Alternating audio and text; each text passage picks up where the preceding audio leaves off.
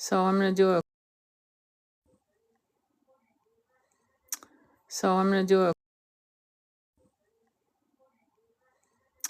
so I'm gonna do a quick live.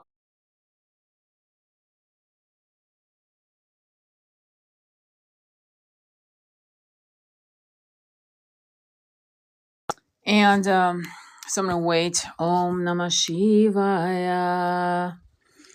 Om Namah Shivaya. Om Namah Shivaya. Om Namah Shivaya. Om Namah Shivaya.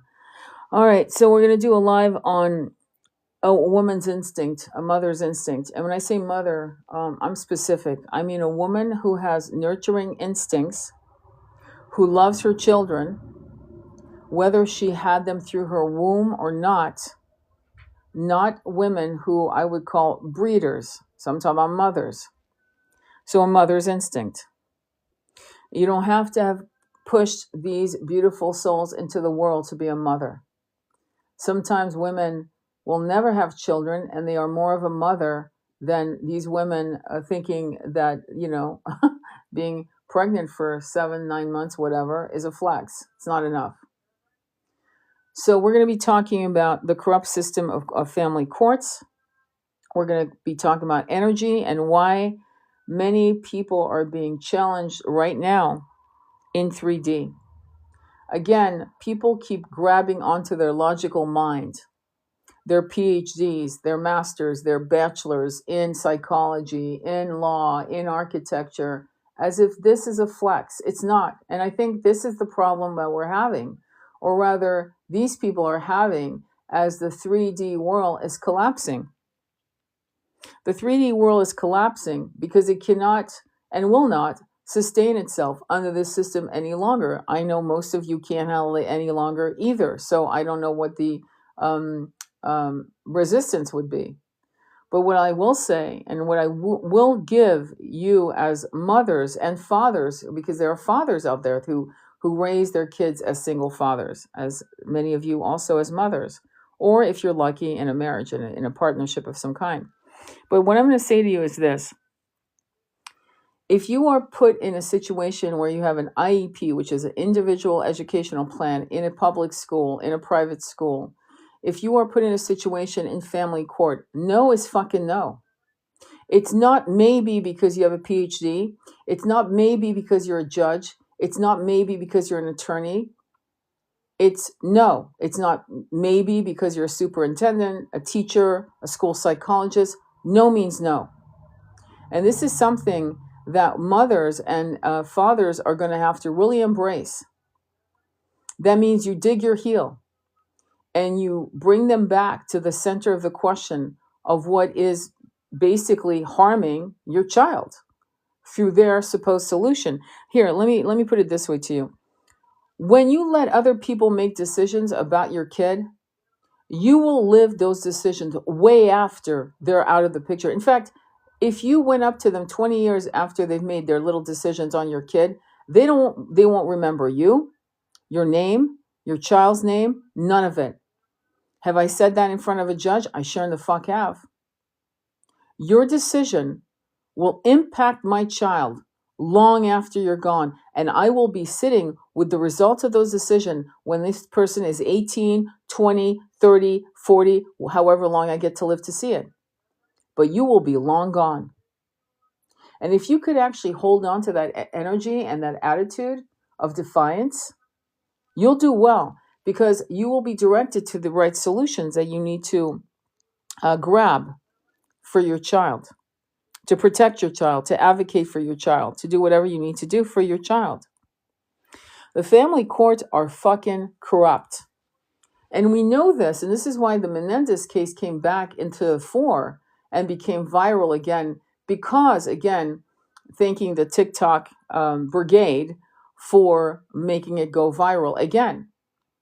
And how incredibly corrupt if you listen to the testimony of the two brothers today, you wonder where the fuck these people's heads were at, that they would give those guys life or whatever the hell they gave them in prison. and not understanding the psychology of that kind of Stockholm syndrome / abuse on the daily. It's bizarre. I mean, don't you think it's bizarre? It's like, what planet were these people on? What were they taking, smoking, whatever? It's shocking. So it's not like I don't have experience with friends who have gone through this thing, but it's pretty intense. And it can really rock your center and fear. I've gone through this thing, but it's pretty intense. And it can really rock your center. And fear is their ally. Fear is going to be their ally. There's always somebody with some comments. It's amazing to me how people just always have something to say that's negative. It's amazing. To the point where it's flagged by TikTok. Even in the most purest conversation of self-advocacy. It's amazing. I'm going to say something to you that may actually trigger you. And it's for the right reasons. This woke agenda is one thing. It may actually trigger you. And it's for the right reasons. This woke agenda is one thing, but it is your job to talk to your kid about the following. No one touches, when a child is 5, when they're finally showering themselves and taking care of themselves, you've got to tell them that no one touches their, unfortunately I can't say it because, we're not adults. We're not allowed to be adults in social media today, but okay. So we're going to say, Junior, no one, who's allowed to, no one. That's right. Now, mommy or daddy, no one is allowed to touch it except for when you see the doctor once a year, right? Yes, no one else. And who's your doctor? Mrs. Jones. Perfect. Now, go ahead. You're a big boy or you're a big girl. Go ahead and use your washcloth and clean you up, and then we'll get you all ready for bed. That should be a dialogue that every parent should be having by the time the kid's 5. Because if you don't have it, someone else will have it for you, and unbeknownst to you, behind your back, in the weirdest places, and one day you'll be sitting across a 15-year-old losing their fucking mind because they're having flashbacks. Okay, this is serious shit. Okay, this is why I use this picture.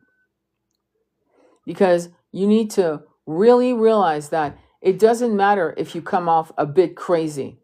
Better crazy than dealing with a 15-year-old kid that is so self-destructive, so self-harming, that you might lose your kid from other forms of self-abuse because of the shame and the trauma. I teach a lot of things to my clients. I coach my clients on a lot of things. Not just, is he coming back? No, okay? Because life isn't just, is he coming back? Or is he my twin? Life is about also, if you have kids, raising them so that they're safe from predators. And predators come in all kinds of shapes, colors, financial background, and cultures. And we know this, you would think. And yet we don't value our instincts as mothers. And that is a corrupted sense of self. The one thing you should actually honor, if you honor nothing else in your incarnation, I'm not joking, if there's nothing else you're good at, honor your instinct as a good mother. And never, ever apologize for it. Things like, well, Junior should, respect his elders. No, Junior makes his own decisions. Well, how is he going to be raised? I mean, how are you going to raise him? He's going to be a wild boy. No, he's following his instincts. If he doesn't want to go on Uncle Bob's lap, or doesn't want to hug Uncle Bob, or whatever, or Auntie Mildred, or Grandpa Joe, it's okay with me. And that is going to have to be something that many of you, actually anyone listening, should be comfortable with that. You should be absolutely comfortable with that. Boundaries are not taught at the age of 18. Boundaries are taught from the very beginning, from the time they come out of your womb. That's very important, that we honor these very vulnerable little beings who have magnificent ancient souls. They might be your baby in this incarnation, but they were adults way before you ever incarnated. Never forget that. They know as much as you do if you give them the respect that they deserve. And that's going to be very important when you raise children into full-grown adults. It's going to be the very difference between you having a relationship with your children who are adults or not. Boundaries, loving them, giving them the right to have boundaries for themselves, giving them the nectar of your embraces when they're lost, when they're scared, when they're crying at the age of 9 months. I knew of school psychologists. I'm going to tell you this, and this is why I have no offense. Some of the school psychologists that I adore are my clients or friends, but they also agree with me. But many of the school psychologists out there are full of shit, and I'll tell you why. Because one school psychologist, I had a few actually, tell me, oh, when they cry, you're just supposed to let them cry. Close the door on them. That creates massive abandonment. In villages, in what we call primitive villages, the kids on the woman's back 24/7, basically. They sleep in the hut or they sleep in these little cabins, the whole family. So it creates a bond. It creates kinship. It creates family. That's what family is. Bonding with your kids. And you don't just bond them for an hour after you come home from work. You don't ask them, how was school? All right, and that's the end of the conversation. That's not how you raise a relationship. So when women are saying, and they're doing videos of they have no contact with their kids, there's usually something that's happened. How do I know? Because I had no contact with my kid. That's why I know, because I know. And I fucked up on something, which is none of your business. But I repaired it. And we both repaired our relationship, and we have a really good relationship compared to a lot of people, let me just say. So when somebody has no contact, and it's the parent, right? It's the parent's job, not the kid, the parent's job, because clearly the parent is the elder, to find out what happened and why it happened. There was a woman that did a video who said she didn't understand why her son didn't want to talk to her anymore. I'm going to give you the scenario. You be the judge, and then I'll tell you what I thought. So the story goes that the woman, let's call her son Paul, and let's call his wife Mary, and let's call the mother. So the mother-in-law came in and made a comment about the baby that had just been born, saying, oh, are you pissed off that he doesn't look like you? That was her comment. And it triggered Mary. Mary got really triggered. And Paul said, Mom, she looks like, she has her mouth and her eyes, and I'm glad she has her eyes. And then soon after she left, she got a text going, we're going to take a break from you. And the break has been ongoing. It's been a few years now. And she couldn't understand what she had said wrong. And to be honest with you, you don't say shit like that. Are you pissed the baby doesn't look like you? Why would you say that? That's and not to mention pissed, the word pissed.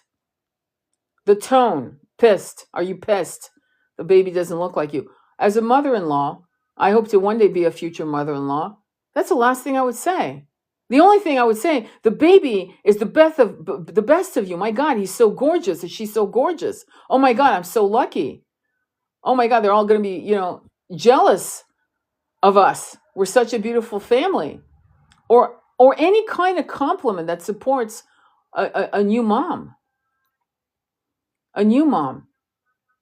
And not constantly judging and nitpicking and the bullshit. And I don't understand why this is shared in social media and movies and books, and yet people still fucking do it. It's the weirdest. It's not like we don't have the information. I could see this going on 200 years ago because no one had info. No one. They were all clueless to toxicity and behaviors and little jabs. Oh, you're not really fat. You just had a baby with your little belly. Why would any mother-in-law say shit like that to a woman who just had a baby? So there's all kinds of weird nuances that mothers and mother-in-laws need to get real about. But ultimately, advocating for your kid, trusting when your kid says something until further notice. Yeah, things of that nature. And the sad part is there are kids that are saying things to their parents. Like I have a client who has said many, many things to her mother. She's not a kid, obviously. and the mother refuses to believe her own daughter. Her own grown daughter chooses a toxic man over this lovely young woman, for example. And that's a massive betrayal. And this is where you do no contact. This is when you say, you know, Mom, I'm actually going to tell you why I'm about to do no contact, and then leave me the fuck alone for a year. Let me see how I do. I could see that. Because this mother, quote unquote, and I'm putting in quotation mark, is choosing a man who is drunk, sick, deviant, and flirting with her kids, her grown adult kids. Not just her daughter, but other people in the household. And that is a fucking no. That actually deserves a no contact. Absolutely. In my opinion. So the toxicity of this, of raising, of how people have been taught to raise children is shocking. Women have been separated from their children due to the Christless courts for infractions. Yes, let me tell you something that all of you know. The Child Protective Service, which is a joke now. I think we all know the game on that one. With Allie Carter, for example, and other means. And I've seen it myself firsthand through a friend of mine whose kid was actually kidnapped. I kid you not, out of Florida to California, and the grandparent took the kid, unbeknownst to anyone, even the kid. And the kid went from being a happy-go-lucky little 10-year-old. By the time he was 12, he was 100 pounds heavy, and he was on all kinds of pharma to control him. And God knows what else was happening, because as a psychic, I was picking up some weird shit, and the kid has been destroyed by this, and this has been going on for 6 years now. 6. Okay? And the courts went for it, and the courts would go on, 9 months before court date. And then it's canceled. And then this poor woman had to come up with a flight, 24 hours before. And you know how tickets can be, plane tickets. They can go up to $1,200. Something that was like $300 now suddenly is $12, because now you need the ticket within 24 hours. So the courts don't give a fuck about your family. Family values is just a word. See, family values is a word until it's backed up by action. And so far, we all know that Child Protective Services is always a sword over all our heads in this country and in England, from what I've seen. It's frightening.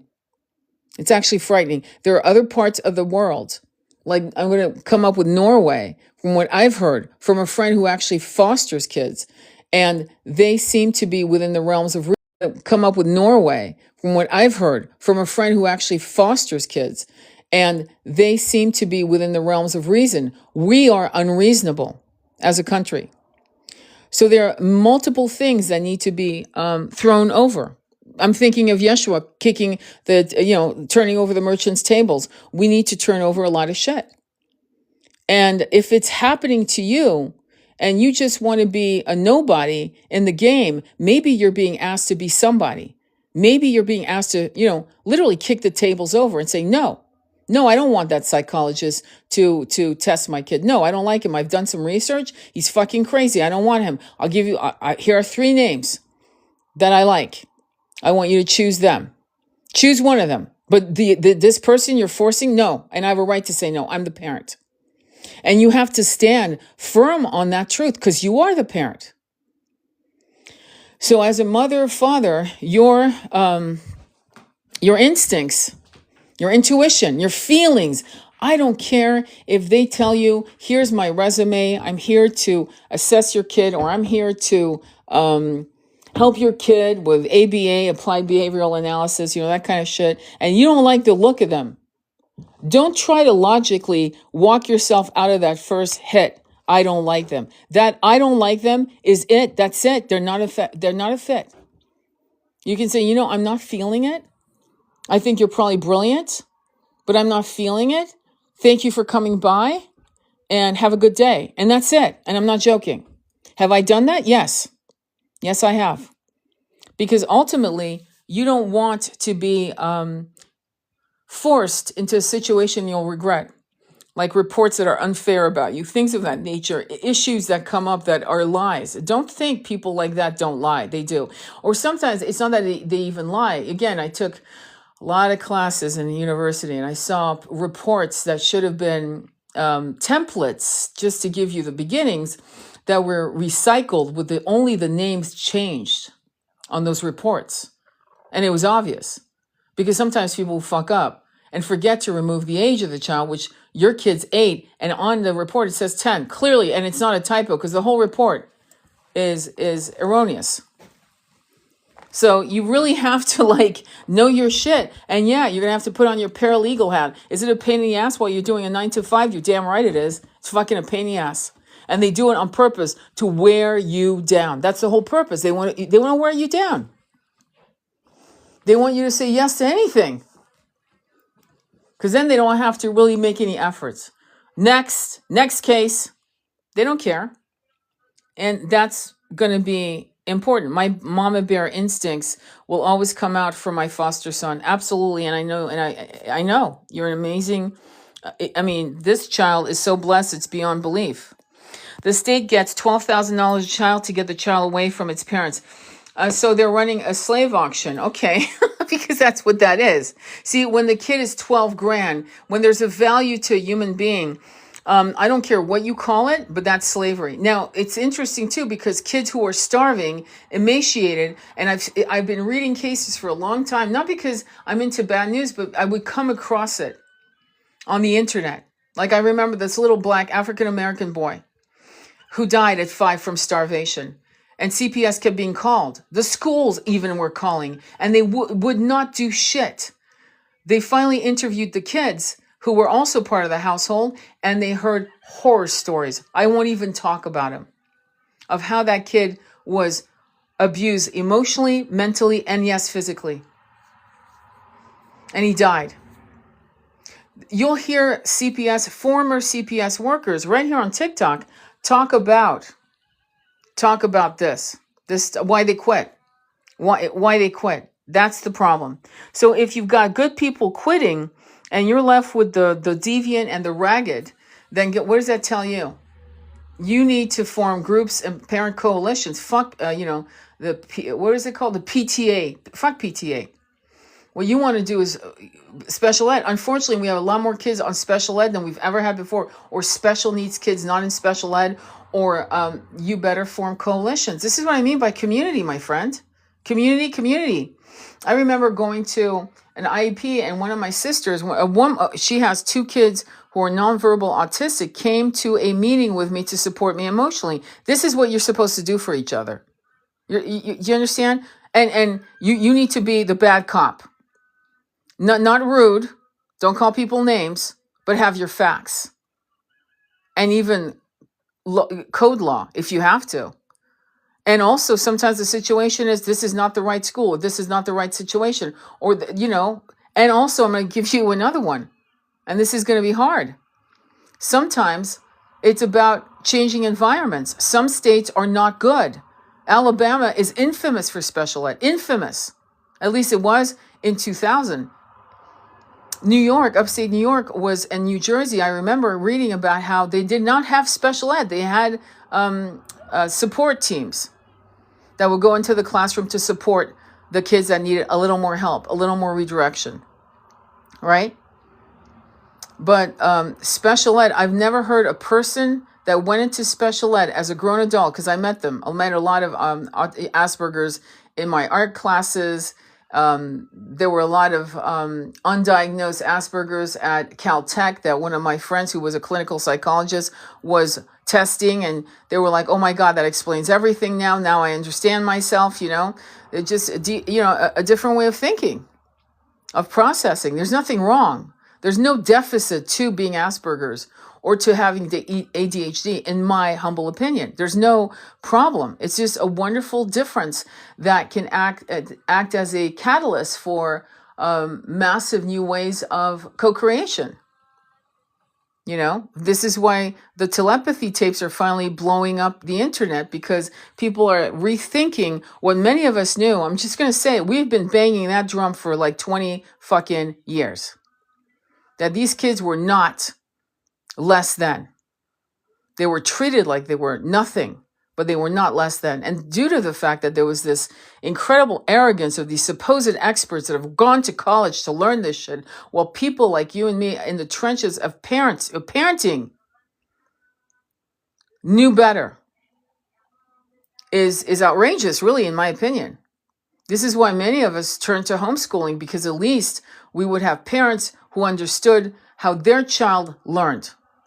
And based on that, the learning activities were tailored to that child, which public schools and private schools don't have time for that. They're just trying to fucking make money and crank them out and make them take tests to get their money. This is not an environment to teach a child how to think, how to process, how to discern, how to create. None of that is there for them in those systems. So to actually allow those systems to decide what kind of therapy they need or what have you is outrageous to me. And people do it every day. So ultimately, no means no. Okay? It means no in a date. Well, it definitely means no for your kid. If you don't like the look of something, you don't like the smell of it, you don't like the vibration of it, you don't like a speech therapist, you don't like a situation, then you have to put your foot to ass and say no. And that's it. So this is where you become a mother. This is when it gets real, being a mother. Because a mother isn't just kumbaya with your baby. You know, oh my God, he smells so good. Oh, okay, we're going to have a nap. We're going to go for a walk. You know, yeah, that's all the nectar of motherhood. But motherhood gets real when it gets hard. That's when you really rise into your full power as a mother. And whatever it takes, you've got to protect your child. Because remember, and I'm going to repeat it, you will actually live those decisions when your kid is 18, 25, 35, 45, and then your grandchildren. You'll live all of that. You'll have to pay the price long after these MFers are gone and no longer making decisions in spite of your request for them to think of a different way. You can be polite. In fact, I never, even though I curse and I throw my little sailor, I never did in those IEPs. You'd be surprised. I was calm, cool, grounded, polite, respectful, and firm as fuck. With data, with notes. I was prepared. And no meant no. And if we didn't come to an agreement, then we halted everything and everything was like stay in place or something. I forgot the term. It's been years. But if I hadn't done that in this journey of being a mother, I have no idea. If I had just gone with the flow of whatever they say, just to keep the peace, because I just don't want to make enemies. I hate confrontations. You better start loving confrontations. You better roll yourself in the mud and just get ready and get feral.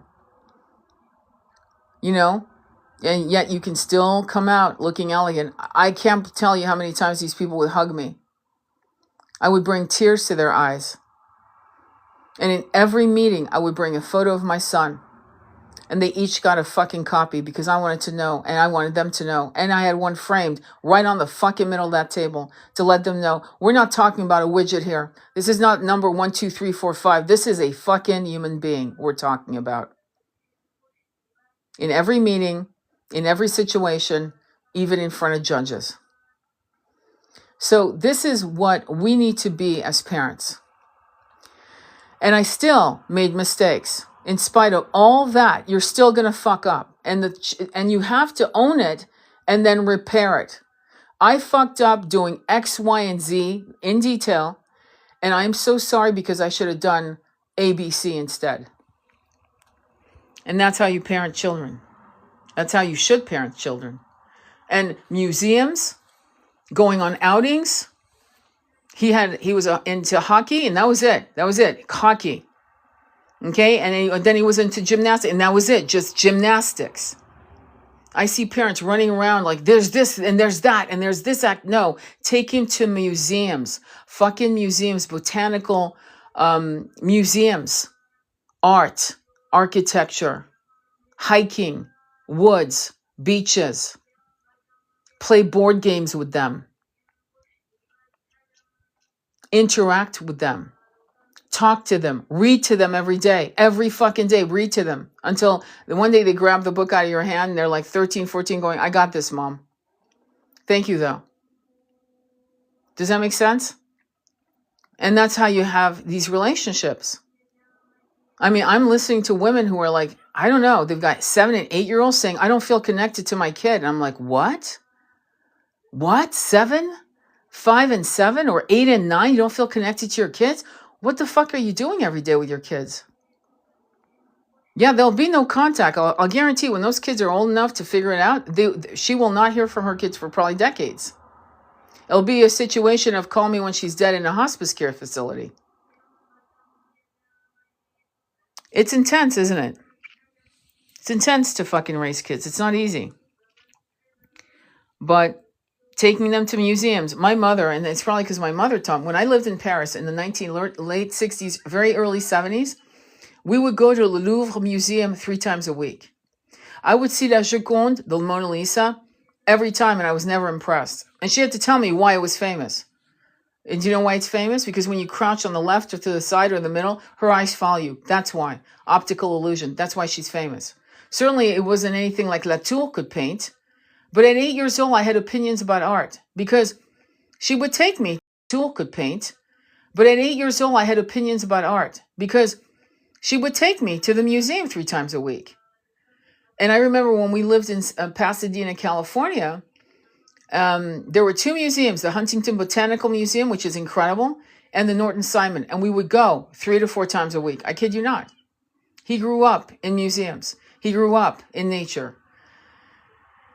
We weren't going to the movies as much because we didn't have the money because we were homeschooling him. But I can tell you what, I had the school ID that I kept just for the hell. I would take an art class just to keep my school ID, and we would go to those museums for free. And he has incredible memories of that. And he will, when he has children, do the same because this is how it's done. So if that was never given to you as a child, then you need to actually bring that as a new way, a new tradition in creating your own family bond. Okay? Anyway, so I hope this finds you well. I've got to work on the altar class that I'm promoting with Andromeda Flame. We're doing a wonderful altar class for love and for abundance. It works. We've had clients do, follow the instructions exact. And because it's been so successful, we've decided to actually do a class on abundance. One is for love, one is for abundance. There's tons of altars that you can do. One for spirituality, one for health, one for friendship, community, one for world peace. I kid you not. But this one that we're going to concentrate on are the 2 main things that are, challenging people on the daily, which is abundance, material abundance, and love. Receiving love, accepting love, self-love. That's important as well. Look up Parents Patria. It means the state of owns our children and us. Oh, yes. Well, thank you. So, let me read you real quick. I don't know how to pronounce your name. I'm going to say truth. You know who you are. Look up Parent Patria. It means the state of whatever state owns our children and us. Well, I guess that's going to end, isn't it? I reposted a video of a crypto guy who he's known as a crypto guy. And he had 5 billionaires come up to him. I'm not kidding. You can actually find the interview, the full one, on YouTube. And I forgot the name because I'm talking off my head. But I did repost, and you'll see it.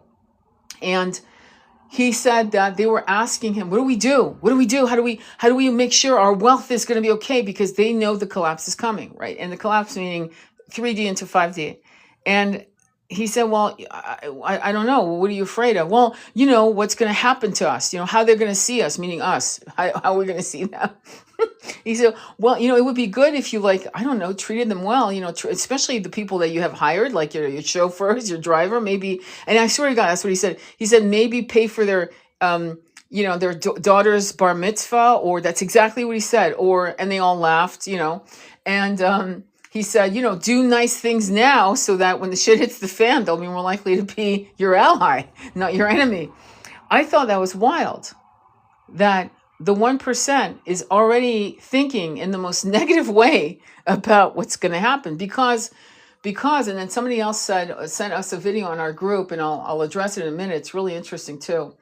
But they don't understand that 5D is not a frequency match to avarice. Avarice doesn't match with that frequency. That means billionaires can't exist in 5D because the mindset to be a hoarder, right? Because it's all about lack. At the very level of the consciousness of being a billionaire who is a hoarder is afraid of lack. So however they made their money isn't what we're going to discuss right now. We're going to talk about the concept of avarice equals lack, energy, believe it or not. And yes, it collides against each other, but there's a fear factor around that, right? But let me talk about this other video that one of our students shared on our page. And it was about this woman who's in Thailand from California. She's only been in Thailand 2 weeks. And she feels like she's on another planet. And she feels like literally she's gone through a time warp from California. And so I'm going to say something, and don't get triggered. Europeans never have that issue of culture shock, because what she's experiencing is culture shock. It's a different pace. It's everything. In Europe, when you get in your car and you go from France to Switzerland, you wave your passport, and you're in a different type of zone, right? It's a different type of culture. Food, you want me the language, in that case would be French, Swiss, Swiss, Italian, or Swiss, German, depending. But you keep driving down the coast, and now you're in Italy, and you're waving your passport, and you go through, and now you're in Italy. It's a completely different culture. The food is different. The language is different. The music is different. And you keep waving your passport, and you go to Spain. Same shit. It's completely different. You go back up, and you go into Croatia or what have you. And it's completely different cultures. So what's interesting about living in Europe is that within 5 hours in this country, you could be in Las Vegas, still fucking America, still the same culture, still same McDonald's arches, same Chick-fil-A and all that bullshit, right? Walmart's still there no matter where you go. Whereas when you go from country to country within a continent, you are used to different shifts and changes of culture. Like going from Norway to Italy is clearly a different experience. There's no fucking doubt about it. And so for Americans to go to Thailand and go, oh my God, this is like I'm a different planet, and really waxing poetic all about how it's like a different planet, a different sphere, a different timeline is sweet to listen to. But it again, it shows us how limiting we are in this country. There is no shift. I think the most people in California can experience maybe is crossing the border into Mexico and then going farther down into maybe Central America and then hitting Costa Rica, for example. I'm giving you examples just off the top of my head. And I'm thinking at that point, but it's still somewhat of similar culture, Latin culture. There must be nuances, I'm sure, but when you go to Europe, it's like that. It's going from one planet to another planet for real. And that again illustrates the need for Americans to fucking travel more, because at that point they'd understand how incredibly diverse we really are, and how beautiful those diversities are, and how enriching those cultures. This is what's so important about culture. The culture in France is not the culture of Italy. It isn't, no matter what you think. It just isn't. And the culture of the Germans is not the same as the Norwegian culture or the Russian culture. It's different. And that's important to actually experience. And if you've never experienced it, I guess 2025 is your year to get a passport. It's going to be your year, I hope. I know who they are. We all know who they are. Babylon is falling. Babylon is the Vatican. And that's just the beginning. So any questions or comments? Anyway, so going into 5D, jealousy, anger, revenge, fear, all of these things are not going to be your ally at all, okay? Revenge is definitely not part of it. Wishing people harm is not going to be part of 5D. basically you don't have to worry about anything. Karma takes care of its own. I've had so many readings over the years where people go, well, look, he fucked me over, or she fucked me over. What's the karma? What's the karma? I go, like, don't worry about it. Karma never misses her mark, ever. Never, never, never. You don't have to worry about anyone, anything. One of the first tastes of karma, for example, I'll give you an example, that The Rock, what's his name? Johnson? I forgot his first name, but who gives a shit? But anyway, The Rock had, after the Maui debacle, was that he went on stage and you could see his face was perplexed because he couldn't realize, he thought they were cheering until he realized they were booing on stage, booing him. Okay? And that was the first a taste of karma, of retribution he received since the Maui debacle. So why am I saying that? Because you don't have to wish anyone harm. You don't have to plan or do a spell of revenge or to think that this is the way or that is the way. It will not happen. Dwayne Johnson, thank you. Jennifer, I couldn't remember his fucking name. I really dislike that man so much. It's amazing. And I have to not even care about him at all. I can't care about him being a shit, But anyway, I hope this live helped in some aspect. I go off on tangents, I know, but hopefully it helped in some aspect. And I think tonight I have an Akashic coaching reading session. So I coach people in their heart-centered business. I coach people on dealing with massive karmic challenges that befall them. I coach people on, and I do readings with the coaching. It's very weird, in a cool way. Meaning, I will consult with the cards. In this particular situation, I'm going to find out what the karma is with this person. So to see exactly what the Akashic readers want to share with me about why a person is going through a particularly challenging time right now and what it means for her and how she needs to address it in this incarnation. And so the Akashic, sometimes, yeah, sure, it's for star seeds, it's for what past lives are, but this one is going to be tapping into and hopefully finding out why exactly this is going down and what this is about. Okay, and so, I have nothing else to say. I wanted to thank you for being here and listening to me, and I will upload this live as soon as it, gets all set up. All right, sending you much love on your journey. Namaste, be well.